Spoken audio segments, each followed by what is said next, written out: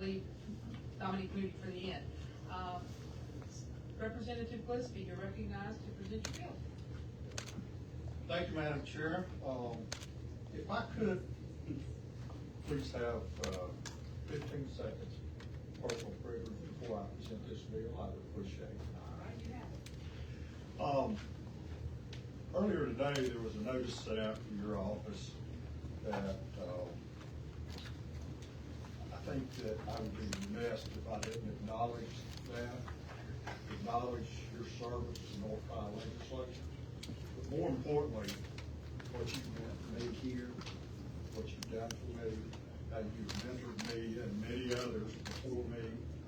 And I just want to thank you for all that you have done and all that you will continue to do for the great state of North Carolina. Thank you. Thank you for those heartfelt words.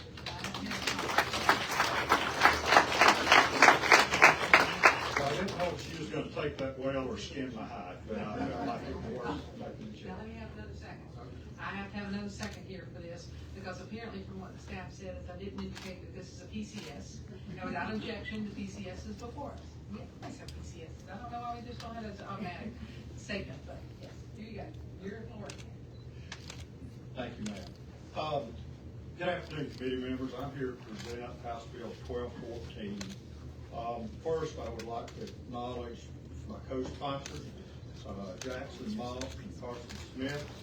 I'd like to acknowledge North Carolina Farm Bureau, the Ag Group, for Restaurant and Lodging Groups, the North Carolina Chamber, and of course DOL for their willingness to continue to come to the table and work through this language and get to some language we can all be happy with.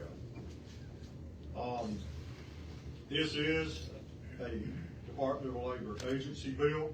Some key changes included in this bill.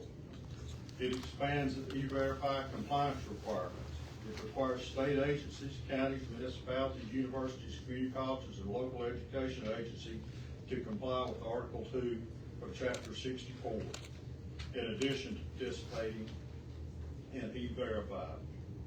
It clarifies that governmental entities, subject to existing E-Verify laws are included within the bill's enforcement. It creates a good faith safe harbor for employers. Employees are considered in compliance if they timely enroll in and use E-Verify, properly complete retained required documents, and do not knowingly or recklessly accept fraudulent documents. Key component: employers acting in good faith cannot be penalized solely because an employee submitted fraudulent documentation that could not reasonably have been detected. It authorizes random compliance checks. Employers may not be subject to more than one random compliance check per calendar year. It also establishes a 30-day cure period. Before penalties are imposed for most first-time violations, employers receive written notice of non-compliance. Employers have 30 days to enroll in E-Verify, complete required verification, and demonstrate compliance. It also increases the civil penalties. It protects employers from retaliation. It directs the civil penalty revenue to go to the civil penalty and forfeiture fund. This will also require a $448,195 recurring general appropriation for 5 new employees. That's a brief overview of the bill, Madam. Discussion or debate among the committee? Representative Butler, I don't see any amendments. Not on this one. All right.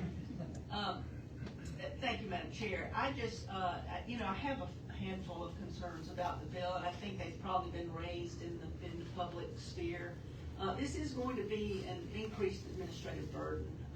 Employers are going to have to do additional paperwork and record keeping, and the taxpayers are going to pay for it in large part because the bill appropriates funds to hire additional staff within Department of Labor. Businesses are going to be subject to random audit, and I just feel like that's going to maybe have a chilling effect on hiring and also causing delays. And so, you know, in large measure, the bill is fairly benign, but I do think it's going to get in the way of hiring. And I think people are going to be a little more cautious because of it. And I don't think that the penalties, the civil penalties are, and I think they're a little extraordinary. So those are my objections to the bill, and I'll have to be a no at this point. All right, thank you. Any other members of the committee?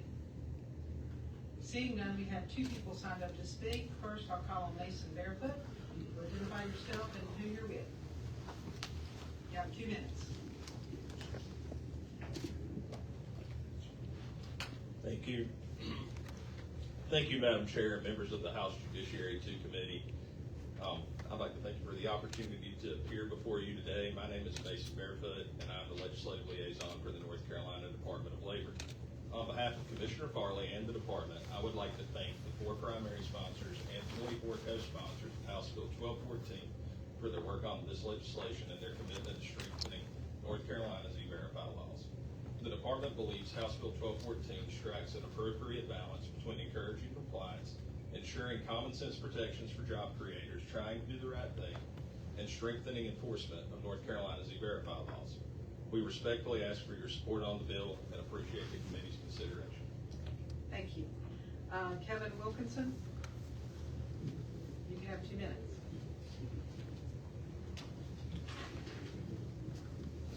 Madam Chair and distinguished members of the committee, I'm here on behalf of the Associated Builders and Contractors in North Carolina, or the Carolinas. We had some initial concerns with the bill, but we worked with the Department of Labor, the Commissioner and the staff. They met our concerns and the questions we had.